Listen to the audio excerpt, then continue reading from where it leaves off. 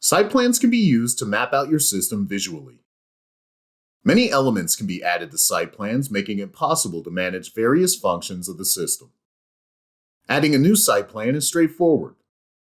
Upload an image of your building layout.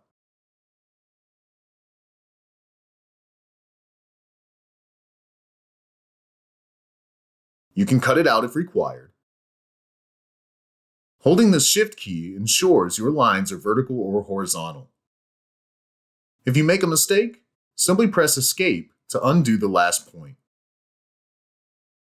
You will notice that Edit mode is enabled for your new site plan. Select Add Devices in the ribbon bar to start adding elements. Devices such as doors and cameras can be added.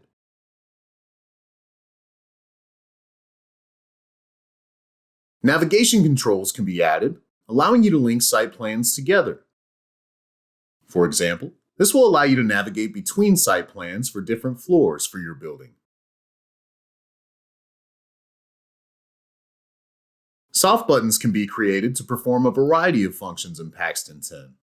More information about these is available in the soft buttons video. Alarm areas can be drawn onto your site plan. These areas will flash red in the event of any alarm conditions you specify.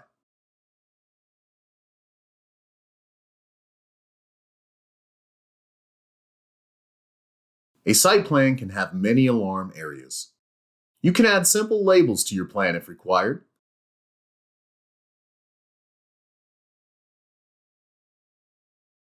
All new elements appear in the bottom left corner and can be dragged to the appropriate position on the site plan.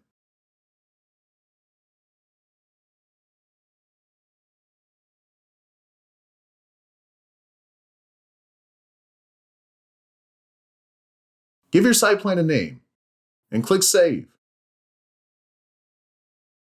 This will take it out of edit mode so that it can be used. The ribbon bar has many controls that may be useful when using your site plans. You can choose whether you want your plan in 2D or 3D. The left and right controls are used to rotate the site plan when viewing in 3D. You can show an events window, and this can be filtered as required. You can choose to display devices' names or not. Alarm events can be acknowledged directly from within the site plan. Clicking on doors gives you visibility of the latest events. Right-clicking on doors gives you the option to remotely unlock it.